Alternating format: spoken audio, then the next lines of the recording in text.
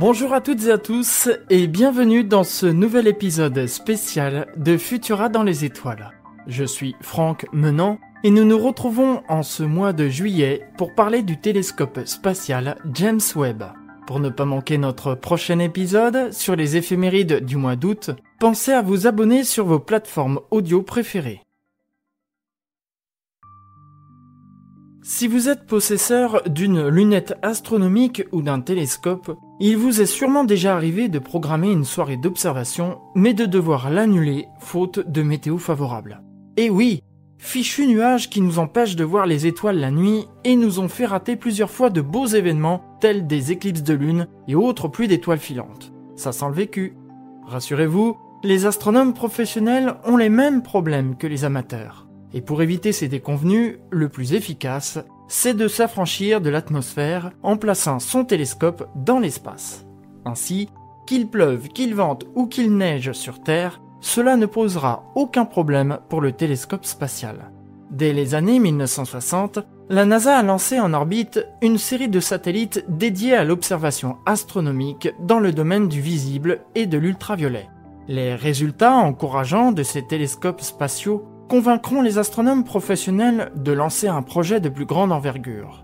Ainsi, en 1979, la NASA et l'Agence spatiale européenne s'associeront pour la construction du télescope spatial Hubble, qui fonctionnera dans le domaine du visible, de l'ultraviolet et proche de l'infrarouge. Il sera mis en orbite le 25 avril 1990 et depuis 32 ans, il nous envoie de magnifiques images. Peu de temps après la mise en orbite du télescope spatial Hubble, la NASA et l'Agence spatiale européenne réfléchissent à son successeur. Le choix se portera sur un télescope dans le domaine de l'infrarouge, car c'est dans ces longueurs d'onde que les astronomes pensent trouver des réponses aux dernières énigmes majeures de l'astronomie. C'est ainsi que débute la construction du télescope.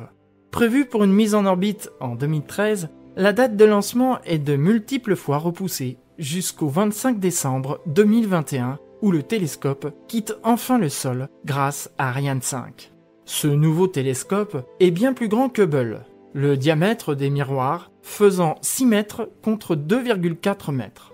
Autre particularité, alors qu'Hubble se trouve à près de 600 km de notre planète, le télescope spatial James Webb se trouve à près de 1,5 million de kilomètres de la Terre, au point Lagrange L2. Pourquoi une telle distance par rapport à son prédécesseur ? Eh bien, c'est en raison de ces instruments qui ont besoin d'être refroidis à moins 266 degrés Celsius. C'est aussi parce que nos activités sur Terre émettent vers l'espace des signaux qui pourraient parasiter les données du télescope.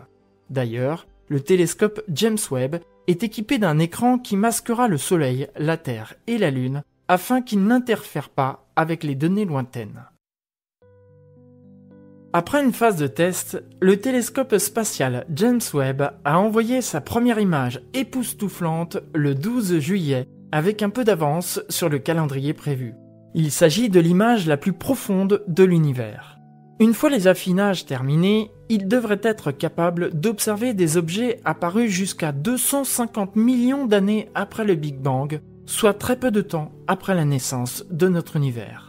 Il devrait contribuer à comprendre quand et comment la rayonisation de l'univers s'est produite, quelles ont été les causes de cette rayonisation, ainsi que les caractéristiques des premières galaxies. Enfin, il contribuera à la recherche de planètes et d'éléments propices à la vie. Sa mission est prévue pour durer 5 ans et demi, mais il est quasiment certain que sa durée de vie et de service sera prolongée, tout comme Hubble, dont l'utilisation, qui devait prendre fin en 2007, a été étendue jusque dans les années 2030. Souhaitons au télescope spatial James Webb une vie tout aussi longue et pleine de découvertes. C'est tout pour cet épisode. Merci d'avoir écouté Futura dans les étoiles. Si vous ne nous suivez pas encore, je vous invite à nous retrouver sur vos applications de podcast préférées et à vous abonner à nos productions. Vous pouvez aussi vous abonner à la newsletter podcast hebdomadaire de Futura grâce au lien en description. Quant à moi, je vous retrouve le 1er août pour une sélection d'événements à observer dans le ciel durant le mois prochain. À bientôt!